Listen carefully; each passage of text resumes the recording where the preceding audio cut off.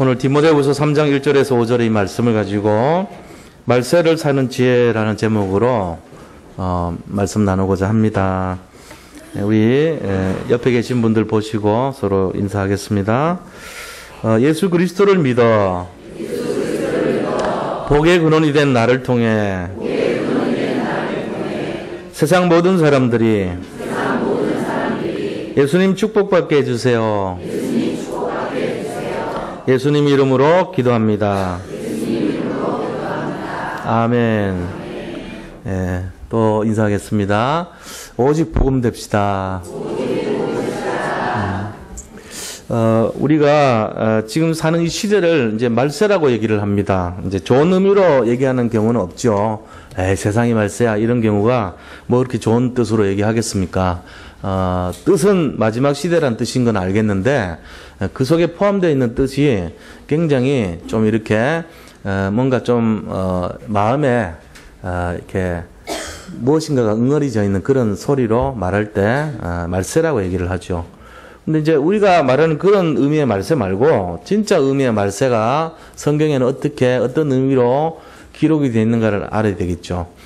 지금 시대를 성경에서는 말세라 그럽니다. 근데 구약 시대 때 말세는요, 메시아라고 하는 메시아, 그들이 기다려오는 메시아 오시기 전까지 시간을 말세라 그래요. 뭐 같은 얘기죠. 그리스도 오시기 전까지. 근데 이 사람들이 말하는 기준으로 한다면은 지금도 말세가 계속되고 있는 거예요. 그들은 아직도. 왜냐하면 메시아가 아직 안 왔으니까 계속 말세라고 얘기를 하는 거예요. 무슨 얘기인지 아시죠? 그리스도가 메시아 아닌가? 그들은 안 믿어요. 그들은 예수님을 메시아로 인정을 하지 않습니다. 유대교에서는 아직도 메시아를 기다리고 있어요. 그래서 성전 미문 막아놓은 그 담벼락을 허물고 다시 오신다고 그렇게 얘기를 하고 있습니다. 그래서 그 앞에 성전 미문 앞에 전부 주님 다시 오실 것을 기다리면서 무덤이 많아요. 지금도.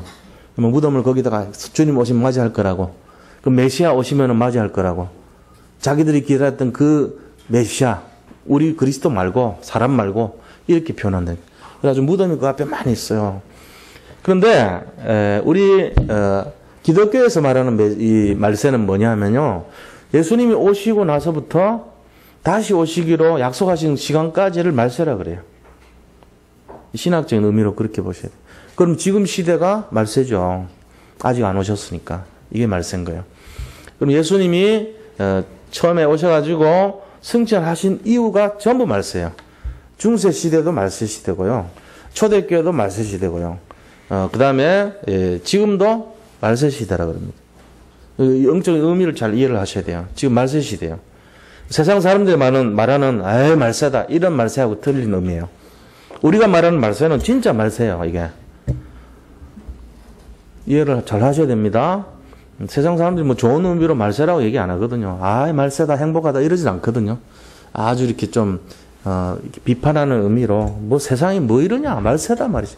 아이들이 말이야 버젓이 어른 앞에서 담배 피우고 욕하면은 때리고 이게 말세지 이럴 때 쓰는 말세예요. 그런데 우리가 쓰는 말세는 그런 의미의 말세가 아니고 정말 냉정하게 봐서 말세 시대라는 거죠. 지금이. 그럼 말세 시대는 도대체 뭐가 있는지 알아야 될 거 아닙니까? 말세 시대 때 지금 보세요. 문명은 굉장히 발전돼 있어요. 과학은 앞서가고 있고 의술도 굉장히 이렇게 발전돼 있죠. 그래서 인간의 수명이 앞으로는 뭐 120세까지 살 수 있다 그러고 평균 수명이 100세까지도 가능하다 이런 얘기가 나오죠. 연령은 이제 전부 이렇게 오래 살 수 있는 쪽으로 가죠. 의술이 발전하고 발달돼 있으니까. 근데 이제 내면이 중요한 거예요. 겉으로 드러난 모습하고 뭐 수명이라든지 문명이라든지 이거는 겉모습 아닙니까?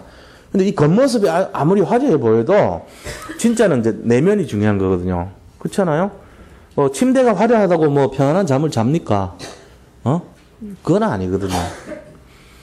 우리가 아무리 뭘 이렇게 갖고 있다 해가지고 행복을 얻을 수는 없어요. 그건 틀린 얘기예요. 그러니까 겉으로 드러나 있는 화려함에 비해서 내면적인 세상은 지금 어떠냐 하면은 사람들이 전부 힘들어요. 이상하게. 뭐 어떻게 저떻게 표현을 할 수 없이 다 힘들고 어려워요.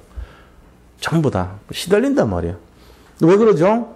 지나친 생존 경쟁, 그 다음에 비교의식, 열등감, 그 다음에 살아남기 위해서 막 몸부림을 쳐야 살아남는 거예요, 지금. 이 시대가. 가만히 있어도 그냥 어려움을 당하는 시대예요. 그러니까 막 뭐가 자꾸 급증합니까? 염려, 낙심 이 정도가 아니에요. 좌절 그 정도가 아니죠. 자살. 이제는 뭐 더 나가서는 아주 그냥 사이코패스. 자기만 죽으면 다행인데 남들도 피해를 주면서 죽는 이상한 시대가 되겁니다. 그게 전부 다 근본적으로 보면은 내 안에 지금 뭔가가 말세 시대 때 증세가 나타나기 때문에 그런 거예요. 뭔가 불안한 거예요. 편하지 않아요, 사는 게. 뭔가를 답을 찾는 사람들이 너무 많고 갈급한 거예요, 이게 세상이. 그게 지금 모습입니다. 그래서 너무너무 많은 스트레스를 받고 살고 있어요, 사람들이. 살기 위해서 밥 한 끼 먹고 사는 것이 그냥 이렇게 대충 사는 세상이 아니에요. 젊은 사람들은 젊은 분들 나름대로 고민이 너무 많고, 이 어른들은 어른들대로 그래요. 그리고 또 기존, 이미 기성해가지고 은퇴하신 분들도 노후를 걱정해야 됩니다. 지금 뭐 계속 그런 내용들 아닙니까? 그러니까 그런 걸 생각하면요, 사람들이 전부 차라리 이거 살아서 뭐 하겠냐 이런 식으로 비관적으로 자꾸 간단 말이에요. 자, 여기에 이런 시대가 말세 시대 때 증세라면 우리가 이거를 준비할 수 있는 지혜가 있어야 돼요. 이거를 대비하고 살아야 돼. 뭘 어떻게 살아야 될지를 알아야 될 거 아닙니까? 특별히 예수님을 만났고 예수님을 믿는다고 하는 사람들인 우리가 어떤 여기에 대한 지혜로운 대비책이 있어야 될 거 아니에요. 그거를 우리가 가져야 되거든요. 그래서 이거를 우리가 좀 함께 나눠야 될 것 같아요. 왜냐하면 이거 없으면은 복음 갖고 있는 사람들도 여전히 고민하고 살 수 있어요. 잘못하면은 그거 그렇게 하면 되죠. 그래서 우리가 이걸 정확하게 좀 알아야 돼요. 오늘 우리가 지금 어떤 시간표인가 이거를. 그래서 그거를 회복되는 시간을 가지면 좋겠다 싶습니다. 오늘 말씀을 통해서 말세를 어떻게 살아야 될지 진짜 영적인 분별을 가지고 하나님 주신 지혜로 이 시대를 대비할 수 있는 그러한 삶을 사시기를 축원드립니다. 자, 그래서 우리가 그럼 어떻게 본론으로 들어가서요.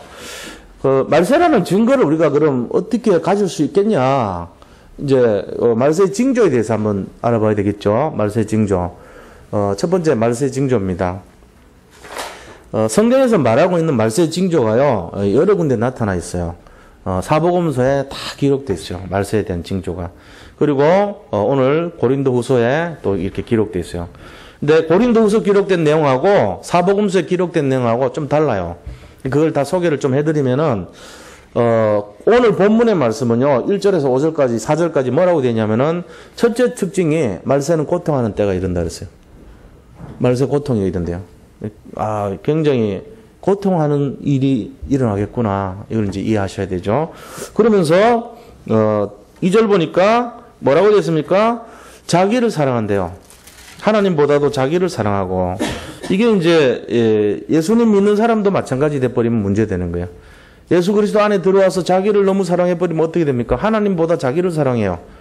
그러면 하나님을 종으로 부려먹는단 말이에요. 그때부터. 그렇게 하면 안 되죠. 그 다음에 자기를 사랑하고 또 누구를 사랑하냐? 돈을 사랑하는 거예요. 자기 사랑하고 돈을 사랑하고. 그 다음에 뭐 합니까? 자랑하고, 교만하고, 비방하고, 부모를 거역하고. 가만 보세요. 지금 이게 뉴스에 나오는 내용들하고 비슷합니다. 이게 전부. 자기를 사랑하고, 돈을 사랑하고, 그 다음에 자랑하고, 교만하고, 비방하고, 부모 거역하고, 감사하지 않고, 거룩하지 않고, 정이 없고, 그 다음에 원통함을 풀지 아니하며. 우리나라만큼 이렇게 웬만한 일 되면요, 전부 소송 다 걸어요. 우리나라 사람들 되게 법을 많이 이렇게 악용을 하고 법을 의지하는데 원수감대 상합니다. 대부분. 원통함을 풀지 못하고. 그죠? 그 다음에 또 뭡니까? 모함해요. 심지어는. 그러지도 않았는데 막 거짓말 해가지고요. 모함 안 되니까요. 거기다가 절제하지 못하고 사납고 선한 것을 좋아하지 않아요. 그러고는 뭡니까? 배신, 조급, 자만하고 쾌락을 사랑하기를 하나님 사랑함보다 더하며. 자, 이 내용을 잘 볼 때 우리가 뭘 느껴요? 야, 이거 오늘날 세상 진짜 잘 설명해 놓은 것 같잖아요, 이게. 옛날보다 좀 특히 심한 것 같아요. 그래도 우리나라가 뭔 나라인지 아세요? 상강오륜이 있는 나라예요. 상강. 뭐 상강을 우리가 설명할 필요는 없지만요. 그래도 뭔가 이렇게 좀 사람답게 살았다 이 얘기잖아요. 부위, 부강, 부위, 자강, 그 다음에 또 뭡니까? 군신유의, 뭐 이런 거. 그 다음 또, 그 질서를 말하거든, 이게. 그리고 오륜. 부모를, 부부 간에 유별이 있고, 부자에는 친해야 되고, 뭐 이런 거 쭉 있잖아요. 그런 게 뭘 얘기해요? 인간적으로 좀, 이 정도는 기본이 돼야 되지 않겠냐. 이게 우리나라 모토였어요. 유교에 나온. 근데 그런 것이 지금 다 무너져 버립니다. 돈 때문에 부모 죽이고, 이거 게임하느라고 애 죽여버리고, 부모가 또 애를 죽이고, 애는 부모를 죽이고, 돈 때문에, 쾌락 때문에. 지금 그런 시대가 돼버려요. 자살 사이트 만들어가지고 같이 연탄 불 피워놓고 자살하고. 참 가슴 아플 것 같아. 번개탄이 그런 용도로 사용된다는 거 알면. 만드는 사람들이 그 중에 1%라도 그 용도로 쓰이면 얼마나 가슴 아프겠어요. 그런 일들이 비일비재해요, 지금, 이 시대가. 그리고 모든 기준이 물질 기준돼 있고, 실력 기준돼 있고, 평가 기준돼 있고, 이래가지고 사람들 다 낙심시킵니다. 상당히 지나치게 스트레스 받게 만듭니다. 생존 경쟁 속에 살아가게 딱 만들어. 그러니까 무정하고, 법을 가지고 모함하고, 또 걸고, 원통함을 풀지 못하고, 시비를 걸어서 소송을 하고, 우리나라 소송이 제일 많대요. 너무너무 많대요. 판사들이 이걸 해결을 못할 정도로. 그러니까 이게 지금 어떻게 된 심판입니까? 윤리를 주장하고 그렇게 했던 우리나라가 지금 모습을 보세요. 우리나라가 이 정도 될 것 같으면 저 유럽이나 저 미국이나 저 다른 나라는 어떻게 됐어요? 그쪽 사람들은 기준도 없었던 사람들 아닙니까? 지금 거의 다 무너져 버린 거예요. 지금 전 세계가 다 그런 거예요. 그러니까 뭐 전우도 없고 좌우도 없고 아무런 그런 기준이 없어버려요. 자기 그냥 속에나 오른 대로 살아버리고 자기 하고 싶은 대로 사고 이제 이런 찰나적인 그런 인생들로 살아가는 인생이 되는 것입니다. 이게 말세의 모습이라는 거예요. 사복음서에 나오는 말세의 모습은 어떻게 되냐면요. 민족이 민족을, 나라와 나라를 서로 분쟁한다 그랬어요. 전쟁의 소식이 들리고요. 그 다음에 처처의 기근과 지진과 그 다음에 큰 전염병이 돌고 그 다음에 큰 이 하늘에 이상한 현상이 나타나요. 태양의 빛을 잃어버리고 달이 어두워지고요. 근데 이런 환란 이후에 나온 증거가 천재지변이 일어날 것을 예언해 놨어요. 그러면서요, 이 뭔가 세상 속에서 무서운 일이 일어난대요. 하늘로부터 징조가 나타난대요. 근데 하늘에 뭔가 변동이 일어난다는 거예요. 요새 보세요. 태풍이 옛날보다 굉장히 강력해지고 있습니다. 점점. 막 쓰나미가 점점 세지고 있습니다. 지진이 많아지고 있죠. 전염병들이 득세를 막 하는데 그냥 득세하는 정도가 아니에요.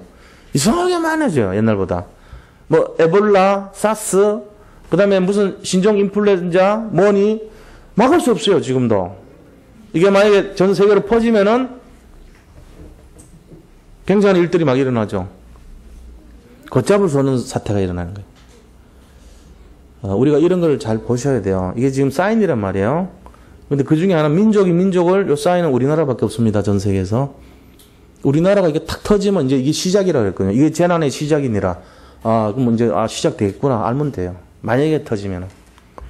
성경의 예언은 그 중에 우리밖에 없잖아요. 예언은. 있습니까? 이스라엘도 지금 통일됐고, 예를 들면은 북왕국, 남왕국 시절에 통일됐잖아요. 저 독일도 동서가 통일돼 버렸어요. 유일하게 남아있는 나라, 남북. 여기밖에 없어요. 근데 성경에는 민족이 민족을 서로 대적하는 게 전 세계에서 우리나라밖에 없어요. 아프리카 무슨 부족이 서로 자기들끼리 유혈 사태가 일어나고 이것도 조금 가능성이 있겠지만 그 정도 아니에요. 성경의 내용은. 성경에 나올 정도의 예언은 뭔가 나라를 딱 상징한 거라면. 그러니까 이런 내용들이 기록이 돼 있어요. 그리고 또 뭐 있냐? 여기서 저기서 거짓 선지자가 나타나고 거짓 그리스도가 나타나서 내가 그리스도라고 얘기하는 사람들이 여기저기 나온대요. 그리고 우리는 어떻게 하냐? 잡혀가요. 잡혀가서 왕들 앞에, 집권자들 앞에 예수 믿는 것 때문에 잡혀간다는 거예요. 그리고 뭐합니까? 거기 가서 형제들, 부모, 친족, 친구들이 나를 예수 믿는다고 고해를 바친대. 그 일이 일어난다는 거예요, 앞으로. 설마 그런 일이 일어나겠는가?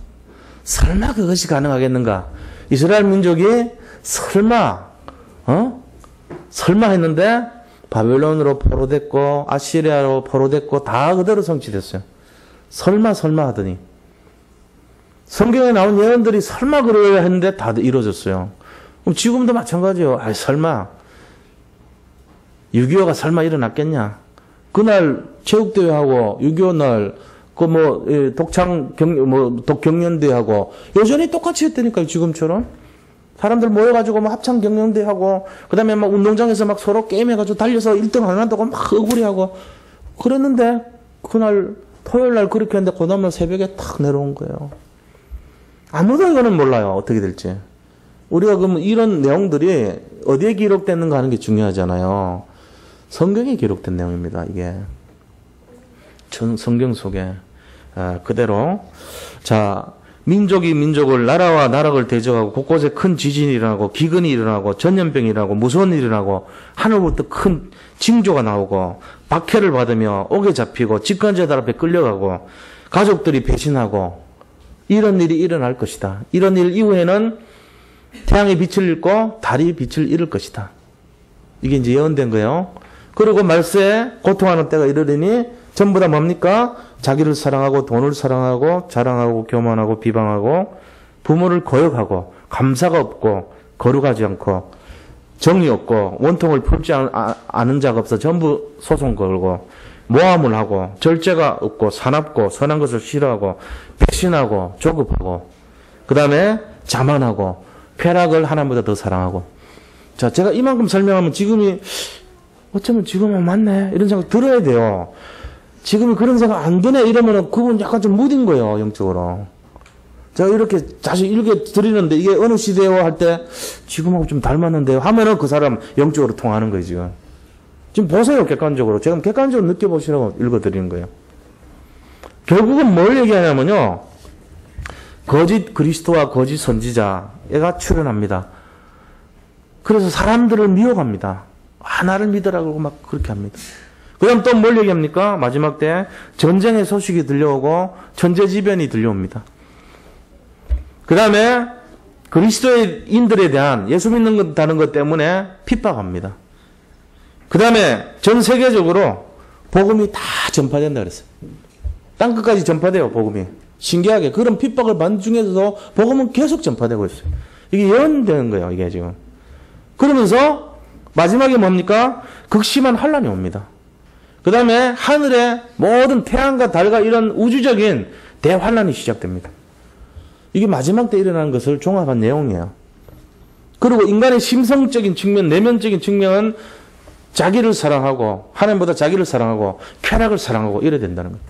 자, 이게 지금 딱 전체 지금 분위기란 말이에요. 앞으로 일어날 일이 얼마 안 남은 것 같다 이 생각이 들어야 돼요. 이게 맞다니까요. 저는 볼 때 내일 온다 그래도 맞습니다. 제가 볼 때는. 오늘 저녁에 하나님이 오신다 해도 맞는 거 이게. 이걸 잘 보셔야 돼요. 자, 이게 말세의 징조입니다. 제가 거짓말 한 게 아니고 성경 말씀 그대로 읽은 거예요, 지금. 말세의 징조가 이런 거예요. 자, 그렇다면은 두 번째로 이런 말세를 사는 지혜가 어떤 거라 이거죠. 하나님이 말씀에서 말세를 어떻게 살아라 지혜가 나와 있어요. 우리가 그걸 가지고 살아야 돼요. 이 말세의 지혜가 어떤 것이냐. 5절 보니까 뭐라 됐습니까? 경건의 모양은 있으나 경건의 능력은 부인하니 이 같은 자들에 대해서 내가 돌아서라. 돌아서라 그래요. 경건의 능력은 가지고 있지만 경건의 모양은 있지만 능력이 없어요. 경건의 모양은 갖추고 있지만 껍데기는 갖고 있어요. 껍데기는. 교회도 다니고 뭐 신앙생활도 하고 기도도 이렇게 하는 것처럼 보이고 말씀도 들여다본 것 같고 전도도 얼추 하는 거 흉내도 내고 그런 경건의 모양을 갖추고 삽니다. 헌금도 하고 헌신도 하고 다 합니다. 근데 뭐가 없어요? 경건의 능력이 없어요. 능력이 없는 거예요. 이제 사단을 이기려고 그러는데 예를 들어 제가 막 사단 앞에 우리 사단이 우리 가정을 막 파괴시키고 있단 말이에요. 내 자신의 영혼을 막 무너뜨리고 있어요. 그래가지고 내가 이거를 이겨내려고 사단아 물러가라! 그러고 막 아무리 했는데, 예를 들어 했는데, 경건의 모양은 있어요. 내가 막 교회도 다녀보고, 막 뭐를 하는 것처럼 다 하는데, 뭐가 없어요? 능력이 없어. 내 속에 아무 능력이 없어요. 그러니까 사장님, 니 지금 뭐 하는데? 근데 뭐? 그거 한다니까. 무슨 얘기인지 아세요, 이게? 막 기도를 했어요. 얼마나 했냐? 막 30분을 한 거예요. 기도를 30분 하고, 말씀을 1시간 동안 말씀 읽고, 막 전도한다고 밖에 나가서 막 전도 막 뛰들고 전도하고, 다 했어요. 하나님 하라는 대로 다 하고. 너무 내가 생각해도 내가 너무 기특한 거야. 너무 막 내가 자랑스럽고. 매일매일이 나는 완전히 승리하고 막 최고가 된 느낌이 들어요. 하나님 하라는 걸 막 넘치게 했고. 그런데 어떡하라고요? 안 믿고 했지. 제일 중요한 거 빠뜨리고 한 거예요. 믿지도 않고 경건에 모양만 갖춘 거죠. 숙제하는 거하고 똑같아요. 아이들 보고 숙제하라 했더니 숙제를 열심히 합니다. 막 열심히 해요. 그게 학업의 능력을 갖춘 게 아니고 학업의 모양만 갖춘 거예요. 하라는 대로 막 열심히 하는데 근데 뭐요? 학업에 대한 그 유일성을 응답을 모르고 하는 거예요. 왜 이거 해야 되는지도 모르고 그냥 숙제니까 하는 거예요. 그러니까 경건의 능력을 놓쳐버려. 학업의 능력이 없어요. 왜 내가 이거를 알아야 될지를 모르고 그냥 하니까 또 시험 한번 치고 잊어버려 다. 이제 그런 식으로 사는 거예요.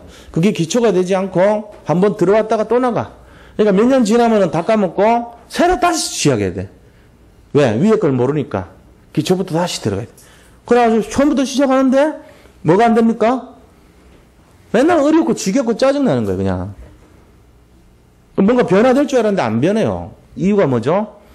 내가 가장 근본적으로 이거를 해야 되는 이유도 모르고 그걸 함으로써 기쁨을 느끼지 못하고 행복하지 않은 거예요. 근데 능력을 갖춰야 되기 때문에 껍데기를 잡고 있는 거예요, 지금. 그러니까 뭐가 되겠습니까? 우리 자신에게 가장 중요한 은혜와 믿음과 행복이 없이 껍데기를 잡고 행위를 그냥 하고 있는 거예요. 그런 사람 많습니다. 어쩌면 직장인들이 상당히 이런 부분에 많이 쏟고 있을 수도 있어요. 직장생활 하는 사람들 모습이 그런 거 아닙니까? 경건의 모양을 갖춰야 돈이 월급이 나오잖아요. 그런데 실제적인 그 일을 해야 되는 이유와 자부심과 행복과 내가 유일성과 여기에 대한 나의 어떤 은혜 이런 것이 하나도 없는 거예요. 그냥 마지못해 하는 거예요, 그냥. 그래서 제일 좋은 게 뭐냐면은 그냥 이렇게 하루 쉬어 이런 게 너무 기쁘고 그냥 뭐 안 해도 되는 게 막 너무너무 흥분이 돼. 진짜 세상 어떤 것보다도 너무 기뻐. 안 하고 쉬고 피하고 이런 게 이제 예를 들면 저도 그랬습니다만은 저도 뭐 예외는 아니에요. 다 똑같지 뭐. 어디에 묶여있는 사람들이 해방되면 좋죠. 근데 정말로 거기에 자부심을 갖는 사람이 되고 진짜로 거기에 의미를 가진다면 달라지는 거예요. 근데 그게 다른 게 아니고 제 생명을 살리는 이 일이라면 어떻게 되겠어요? 복음의 일이라면. 복음의 일인데 경건의 능력만 있고 껍데기 안에 있는 내용 없이 예수를 믿는다면 그 사람 참 불쌍한 인생이에요. 제가 볼 때는. 우리가 잘못하면 그래 돼버립니다. 교회를 앉아있는데 뭔지 하나도 몰라. 내가 왜 와야 되는지 그냥 와야 되니까 와야 되는 거예요. 예배 안 드리면 안 될 것 같아서 그런 입장 되면 안 되죠. 예배를 왜 드려야 되는지 이유를 알고 이게 진짜 오직 주님이 오는 것이 너무 좋고 이렇게 돼서 믿는 그 중심 되면 얼마나 행복하겠어요. 그거를 얘기하는 거예요. 그래서 하나님이 우리한테 뭐라 하냐면은 경건의 모양은 있으나 경건의 능력을 부인하니 이 같은 자들에게서 네가 돌아서라 그러는 거예요. 돌아서라는 말이 이 말이 뭔 말인지 알으셔야 돼요. 돌아서다는 말은 아포트레포라고 합니다. 이 헬라 말로 아포트레포. 떠나자란 말이 떠나라. 벗어나다. 이 말입니다. 다시 말하면 신앙생활에 믿음을 성장시키는데 하등 도움 안 되는 그 모든 것에서부터 벗어나라는 거예요. 하등 도움 안 되는 건 많지요. 누가복음 13장 말씀해 보니까 뭐라 했습니까? 누가복음 21장 34절 말씀해 보면요. 이렇게 됐어요. 스스로 조심하라 그럽니다. 방탕함과 술 취함과 생활의 염려로 마음이 둔해질까 스스로 조심하라. 떠나라는 말하고 똑같은 거죠. 스스로 조심하라. 상가 근신하라는 얘기예요. 근신. 상가라는 거예요. 뭘 상가요? 마음을 가지고 뭐요? 떠나라. 이런 자들에게서 떠나라. 뭘 떠나요? 신앙에 도움 안 되는 거에서 떠나라는 거예요. 우리가 이걸 잘 이해를 하셔야 됩니다. 신앙에 도움되지 않는 것에서 지금 사람들이 그냥 묻혀 삽니다. 뭐 스트레스 받는데 풀어야죠. 제가 그것 때문에 구원 받고 안 받고는 관계는 없어요. 근데 경건에 도움이 안 돼요, 이거는. 신앙생활에 도움 안 돼요. 실제적으로 얘기 드리면은 그런 쪽으로 가까이 하는 분들이 깊은 은혜 속으로 못 들어갈 수 있어요. 그게 문제란 말이에요. 제가 우려하는 게 그런 부분이에요. 방탕할 수도 있죠. 술 취할 수도 있죠. 뭔 문제예요, 그게. 구원받는 건 관계없어요. 또 어떨 때 보면은, 이 스트레스 받는 걸 풀어야죠. 소주잔 한잔 할 수도 있는 거 아닙니까? 목사가 돼가지고 내가 하라고는 못하겠어요. 할 수는 있는 거 아닙니까? 그죠? 예, 한번 해보세요. 마음속으로 하세요. 들키기 싫으면. 할 수는 있어요. 근데 그거 통해갖고 자꾸 하다 보면은 깊은 신앙이 안 됩니다. 그건 압니다, 제가. 깊이 있게 하려면 어떻게 해야 돼요? 술 취함과 방탕함과 세상의 염려 때문에 들어가지 말라는 거예요. 그래서 스스로 조심하라. 떠나라. 내 신앙생활에 하등 도움 안 되는 것부터 떠나라는 거예요. 왜요? 말세의 징조를 보니까 이 말세 마지막 시대 때는 내가 좀 다른 데하고는 좀 다르게 영적으로 긴장해야 되기 때문에요. 다른 시대 같으면은 상관없어요. 지금이 마지막 시대라니까요. 마지막 시대 때 하나님이 언제 올지 모르는데 그렇게 방탕하고 술 취하고 예를 들면은 날마다 낙심하고 염려가 가득해가지고 살아가면은 되겠어요? 이걸 생각해 보셔야 됩니다. 아니라는 거예요, 그게. 그래서 그런 데서 떠나라. 신앙에 도움이 되지 않는 것에서 돌아서라. 로마서 12장 2절 말씀 보니까 뭐라고 되어 있냐면요. 너희는 이 세대를 본받지 말고 오직 마음을 새롭게 함으로 변화를 받아 하나님의 선하시고 기뻐하시고 온전하신 뜻이 무엇인지를 분별하라 그랬어요. 하나님의 선하시고 기뻐하시는 뜻이 뭔지를 분별하라 그랬습니다.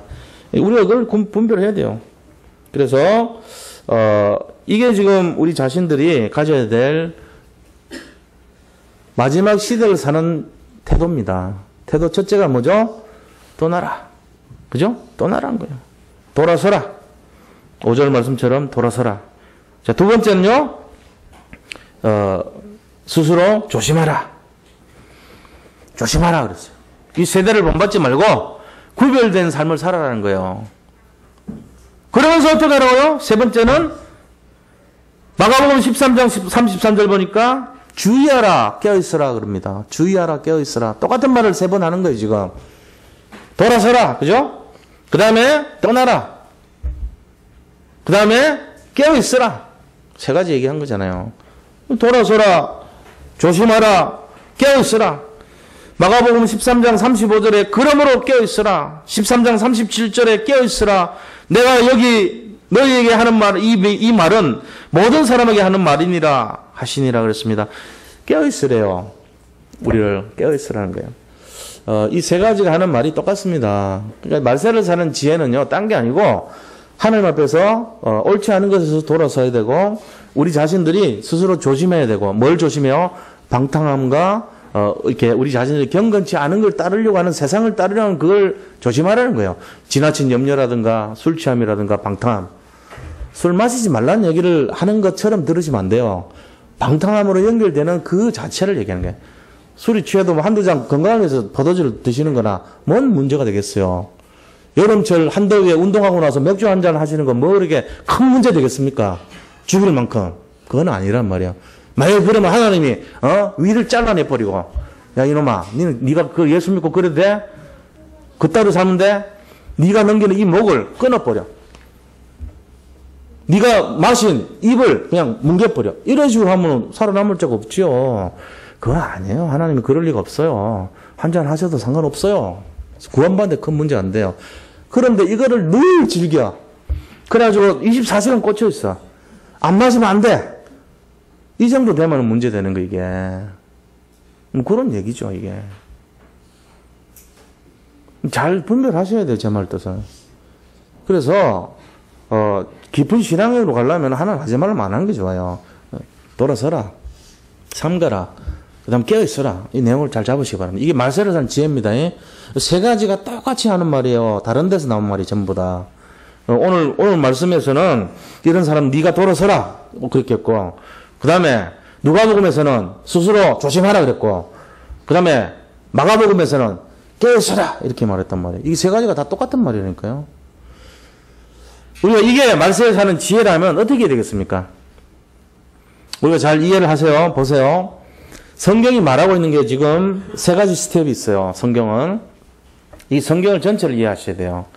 성경은요, 첫 번째 사건이 뭐냐면요, 낙원입니다. 낙원. 두 번째 사건이 뭔지 아세요? 신락원입니다. 세 번째 사건이 뭔지 아세요? 복락원입니다. 신락원과 복락원이라는 말이 뭔 말이냐? 그게 뭔 소리요, 지금? 뭔 소린지 모르시잖아요. 존 밀턴이라는 사람이 시인이잖아요. 17세기 영국 시인인데 개간 시인이에요. 개간 시인이라는 게 뭔지 아주 잘하는 시인이다 이런 뜻이죠. 굉장히 유명한 시인이잖아요. 근데 그 밀턴이 쓴 대서사시가 바로 신락원이고 후에 속편으로 복락원이라는 걸 썼어요. 이게 지금 성경이에요. 성경을 이 세 가지로 볼 수 있어요. 처음에 하나님이 창조하셨어요. 인간을 창조하시고 에덴 동산을 만드셨는데 지금 위치는 지금 바벨론, 이라크, 이란 주변이라고 말을 합니다. 디그리스 유프라데스 주변이 그쪽이 바로 에덴 동산 주변이라고 얘기를 합니다. 근데 에덴 동산에 유물이 있을까요? 생각해 보세요. 유물이 있을까요? 없을까요? 없어요. 왜요? 그 벌거벗고 사는데 뭐 옷이 남아있을 리가 있습니까? 그 다음 뭐 창을 만들고 칼을 만든 게 전부 돌 갖고 만들었고 뭐 이런 건데 그거 남아있을 리가 있어요. 유물이 없어요. 그릇도 없어. 그냥 하나님 주신 거 따먹었어요. 수렵 채취 생활했어요. 에덴 동산에서. 그냥 길 가다 보면 수박에서 그거 잘라가지고 탁 깨가지고 먹었다니까. 칼도 없으니까. 그리고 그냥 거기 있는 거 그냥 잡아서 먹은 거예요. 고기도 안 먹었어요. 그때는. 수렵이 아니지 채취 생활했어요. 그냥 이렇게 과일 같은 거 먹었으니까. 성경에 보면 창세기 1장 29절에서 30절 사람이 먹을 거는 채소니라 돼 있으니까 적어도 그 밑에 후손들 노아 시대 때 가서 창세기 9장 이후로 육식을 먹었거든요. 그 전에는 수렵 생활, 채취 생활을 한 거예요. 그러니까는 하나님 주신 건 먹고 살았는데 유적이 어디 있어요? 아무것도 없지. 유물은 하나 있는데 뼈밖에 없어요. 근데 그게 아담 뼈인지 누구 뼈인지는 몰라요. 비슷비슷해서. 그러니까 모르는 거예요. 유물이 없어요. 에덴 동산이라는 자리가 어딘지 정확하게 알 수가 없어요. 그래서. 근데 지금 말하는 거 성경에 기록된 걸 보니까 대강 바벨론 주변이다 하는 게 나와 있는 거예요. 그냥. 자, 그러면은 여기에 있는 이 내용들을 볼 때 우리가요 실제적으로 이 시대에서 자 그러면은 아담이 하나님의 축복을 받아가지고 이제 첫사람으로 왔습니다. 와가지고 살아가는데 우리 자신들은 지금 뭡니까? 마지막 시대를 준비하면서 이런 내용들을 가지고 마지막을 이렇게 살아야 되는데 성경 전체를 우리가 이해를 하고 준비를 해야 되는 거예요. 자, 아담이 살았던 그 주변의 초창기 시대는 그게 바로 낙원 시대라고 합니다. 하나님이 만든 완전한 시대예요, 그게. 그래서 거기 첫 하늘과 첫 땅이 있었잖아요, 그죠? 에덴 동산에. 그러면서 하나님 주신 것을 먹고 뭐 자기가 고민할 필요가 하나도 없었어요. 행복하게 살았어요. 그런데 사단이 뱀에게 들어가서 뭐합니까? 하나님하고 선악과 먹으면 안 된다는 계약을 파기하게 만들었죠. 그래가지고 낙원을 잃어버렸어요. 잃어버리니까 낙원은 손실한 거죠. 신락원이 된 거예요. 그게 이제 신락원 시대예요. 그게 창세기 3장부터 시작이 쭉 됐어요. 언제까지 지속이 됐냐면은 요한계시록 20장 마지막 절까지. 그래서 요한계시록 21장 1절 한번 보세요. 뭐라고 되는지. 21장 1절을 가니까 이 낙원이 회복이 됩니다. 보라! 눈을 떠서 보니까 새 하늘과 새 땅이 보이고 옛 하늘과 옛 땅은 없어지니라 이래 됐단 말이야. 새 하늘과 새 땅이 나타난 거예요. 그 낙원이 다시 회복됐어요. 회복된 낙원이라고 그래서 복낙원이라고 그래요. 자, 그럼 우리는 지금 사는 게 어떤 겁니까? 처음에 에덴 동산, 처음 낙원인 에덴 동산에 살다가 낙원을 잃어버렸어요. 그리고 다시 낙원이 회복되는 복낙원을 향해서 살아가는 거예요, 지금 우리가. 근데 우리는 지금 예수를 믿는 순간에, 영접한 순간에 어떻게 됐죠? 이 신낙원 됐던 우리 상태가 회복이 됐어요. 복낙원이 된 거예요, 지금. 그 지금 죽어서 낙원은 가게 됐지만 예비 낙원 준비자지만 지금 상태는요, 낙원을 회복한 상태예요, 우리가. 무슨 얘기인지 아시죠? 우리는 지금 살아가는 상태는 복락원의 상태라는 거예요. 근데 창세기 3장에 갇혀있는 저 밖에 있는 대부분 사람들은 신락원으로 살아가고 있어요. 그러니까 사는 게요, 말세다 그러고 살죠. 죽지 못해 사는 거예요, 지금. 생존 경쟁에 치이고요. 열등감에 치이고, 비교의식에 치이고요. 죽지 못해 살아가니까 자살을 막 하고요. 너무너무 힘들게 살고요. 너무너무 어렵게 살고요. 스트레스 받고 살고. 그게 맞아요, 당연히. 왜? 신락원이니까. 근데 우리는요, 회복됐어, 안 됐어요? 영접하는 자, 그 이름을 믿는 자들에게는 하나님의 자녀가 되는 권세를 주셨다 그랬잖아요. 그러니까 복락원이 돼버린 거예요. 낙원이 회복된 거예요, 우리가. 그리스도를 통해서 낙원 회복된 자예요, 이제. 우리는 죽어서 천국 갈 것이 예정된 지금 우리 속에 낙원이 회복된 복락원의 사람들이니까요. 무슨 얘기인지 잘 이해를 하셔야 돼요. 그러면은 왜 고민하고 계십니까? 여기 오기 전에 왜 고민하고 지금도 왜 그 문제를 고민하고 계세요? 이유는 속아서 그런 거예요. 속아서 그렇다니까요. 지금 시대가 말세라면은 왜 말세의 고민을 우리가 누려야 됩니까? 이유가 하나도 없어요. 말세의 고민을 내가 받을 이유가 하나도 없어야 돼요.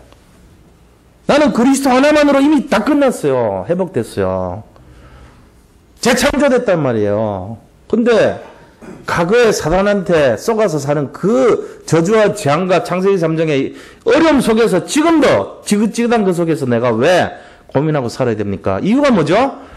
속아서 그런 거예요. 세 가지 때문에 속아서 그래요. 첫째는 마귀한테 속았어요. 두 번째는 세상 환경에 속았어요. 세 번째는요, 나 자신한테 속은 거예요. 알고 보면은. 세 가지에서 벗어나시기 바랍니다. 벗어나시기 바랍니다. 아멘. 진짜로 벗어나시기 바랍니다, 이거. 나가서 오늘 이 시간 이후, 요 시간 이후, 복락원 가진 사람 뭐냐? 낙원, 천국에 지금 에덴 동산에 회복된 존재, 우리는. 그런 분들이, 아유, 이것 때문에 고민이야. 이거 뭐, 하지 마세요, 제발. 그렇게 하면 안 돼요. 지금부터는 사단한테 대해서 말해야 됩니다. 사단아, 사망에 쏘는 것이, 너의 사망에 쏘는 것이 어디냐? 네가 사망을 갖고 있지만 사망에 쏘는 것, 네가 나를 쏘려고 해서 나를 죽이려 하지만 네가 쏘는 것이 어디냐? 내가 살아있는데, 난 부활하는데, 나는 이미 천국 백성이 되는데, 복락원인데, 네가 쏘는 것이 어디냐? 나 아니야, 이제. 네가 쏘는 것 다른 데야. 잘못 짚었어, 이 말이에요. 사망아, 네가 쏘는 것이 어디냐? 이런 말할 수 있어야죠, 당당하게. 우리가 날마다 왜 두려워하는지 아세요? 사망을 두려워하는 거예요, 사실은. 배가 고프면 우리가 배고프면 왜 두려워요? 죽을까봐 두려워하는 거죠, 알고 보면. 근데 죽음이 우리한테는 없어요. 사망의 권세를 딛고 사망을 이기고 부활하신 분이 첫 열매가 그리스도인데 그분이 우리를 똑같이 나중에 부활한다고 얘기하셨단 말이에요. 이거를 잘 잡으시기 바랍니다. 잘 이해하셔야 돼요, 오늘 말씀을. 우리는 어떤 존재입니까? 복락원 회복된 존재들입니다. 더 이상 받을 것이 없을 존재 정도입니다. 더 이상 받을 게 없을 정도로 완벽하게 받은 존재입니다. 이걸 잡으셔야 돼요. 그래서 지금부터는 채워가는 거예요. 이미 받은 축복을 이제 하나씩 하나씩 채워가는 인생이에요. 뭘로요? 하나님의 은혜로, 하나님의 축복으로, 하나님의 인도로, 성령의 능력으로. 그래서 재창조로 다 이미 받아놨어요. 약속은. 약속은 새하늘과 새 땅의 주인공이 됐단 말이에요, 이미. 근데 갭을 메꾸는 거예요, 지금부터 사는 이유가. 내가 사는 이유는 하루를 살더라도 이 갭을 더 메꾸고 1년을 살면 더 메꾸고 이게 우리 인생이 되는 거예요. 이 비전을 가지시기 바랍니다. 이 땅에서 살면서 예수 믿는 자의 축복을 드러내시기 바랍니다. 예수 믿을 축복을 다 받아서 이미 밀턴이 얘기했던 그 복락원의 축복이 왔다니까 이미 왔어요. 그걸 뺏기지 마세요. 그거를 잡으려고 사는 사람들이 아니에요. 우리는 이미 잡았단 말이에요. 그러면 내 현실하고 이 축복하고 갭을 메꿔야 될 거 아닙니까? 그게 신앙생활입니다. 신앙생활이 뭔데요? 나는 이미 구원받고 다 받았지만 내 현실의 문제는 아직 아니다. 왜요? 약속이 성취되는 시간표가 있으니까. 내가 그 시간표를 메꾸기 위해서 사는 것이 신앙생활이에요. 당당하셔야 돼요. 기죽지 말고. 스스로 굳세게 할지어다. 그래서 이거 하려면 뭐예요? 말세를 준비해서 돌아서라. 내 그 갭을 메꾸는데 방해되는 거 다 돌아서요. 그 다음에 스스로 조심하세요. 그 다음에 뭡니까? 전부 다 마가복음 13장 말씀처럼 주의하라, 깨어있으라. 이것만 하면 돼요. 이 결론입니다. 그래서 결론 말씀드릴게요. 결론은 뭐냐? 베드로전서 4장 7절 8절 말씀처럼 만물의 마지막이 가까이 왔으니 그러므로 너희는 정신을 차리고 근신하여 기도하라. 무엇보다도 뜨겁게 서로 사랑할지니 사랑은 허다한 죄를 덮느니라. 사랑하래요. 이 뭔 말이죠? 사랑하랍니다. 기도하랍니다. 마지막 때가 가까웠으니 너희가 근신하고 기도하라. 조심하고 기도하라는 거예요. 깨어있고 기도하라는 거예요. 그 다음에 두 번째는 사랑하라. 사랑하는 건 뭐요? 전도하는 건 말이에요. 영혼을 사랑하는 게 전도입니다. 알고 보면은.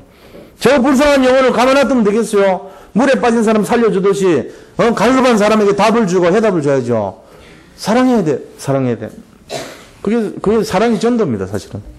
마지막 때 사는 지혜의 결론이 뭐냐? 깨어서 기도하고 사랑하라. 전도하라 이 말이에요.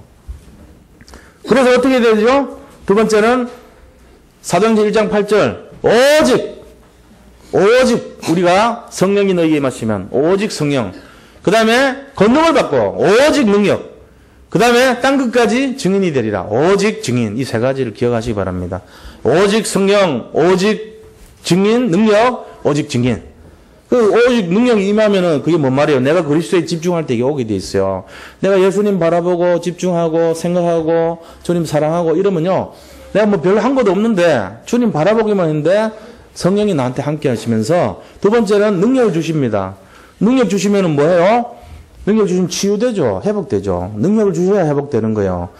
그리고 세 번째는요, 증인이 된다는 거예요. 증인이 된다는 말은 하나님의 역사가 땅에 성취되는 걸 말하는 거예요. 나는 실력이 없어요. 나는 능력이 없어요. 근데 하나님이 나하고 함께 하면은 우리가 가는 곳마다 뭐가 변화가 일어납니다. 그래서 그쪽이 재창조의 역사가 일어난다 그랬어요. 이게 이제 결국은 집중하면 회복되고 재창조의 역사가 일어난다 이 말입니다. 그게 오직이고 그다음에 성령 능력이고 증인 이거래요. 이거하고 똑같아요.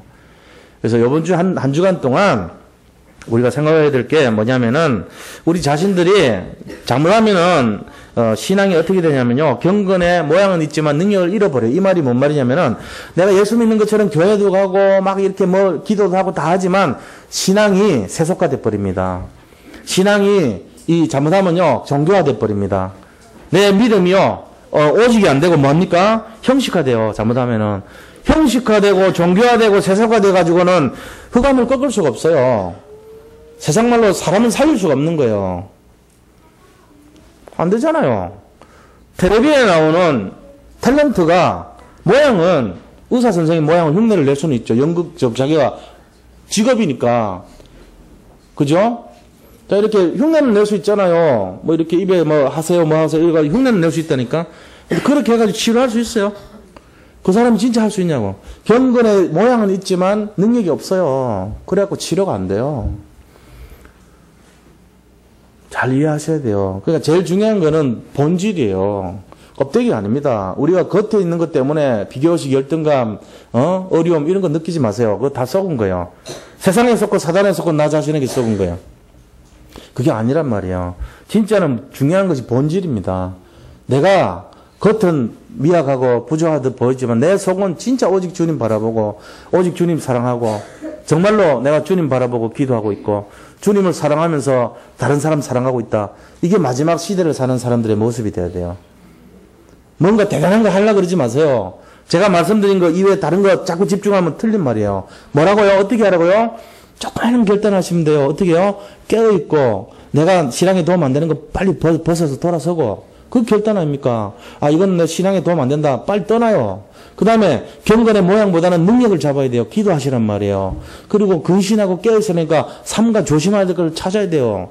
그러면서 뭐 해야 됩니까? 전도하라 그랬잖아요. 그럼 말씀, 기도, 전도 속으로 들어가면 돼요. 결국은 그거예요. 마지막에. 집중하시면 돼요. 그리스도에 집중하면서 이거 하란 말이에요. 자, 여기 이걸 통해 가지고 다른 답 보지 말고 오직 그리스도로 답내고 이번 한 주간도 말씀과 기도와 전도 속에 책으로 승리하시기 바랍니다. 예, 받은 말씀 잡고 같이 한번 기도하겠습니다. 하나님, 말세를 사는 지혜를 갖고 살게 해주세요. 정말로 이 시대가 너무나 힘들고 어려운 시대고 스트레스가 많고 정말로 비교의식, 열등감, 아버지 자살 천국입니다. 정말 이런 시대 우리가 무엇을 바라보고 집중해야 될지 깨닫게 하셔서 오직 그리스도에 집중하고 말씀과 기도와 전도의 삶이 되며 정말 근신하고 깨어있고 정말로 우리 신앙에 도움이 되지 않는 것에서부터 떠나는 작은 결단이 시작되기를 원합니다. 주님께서 우리의 마음과 생각을 지키시고 정말로 날마다 승리하는 인생 될 수 있도록 축복하여 주시옵소서. 말세를 사는 지혜 최고의 모델이 되어서 사람 살리고 현장 살리고 교회 세우고 후대를 살리는 최고의 신앙인들 다 되게 축복하여 주시옵소서.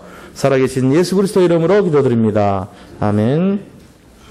우리 찬송가 300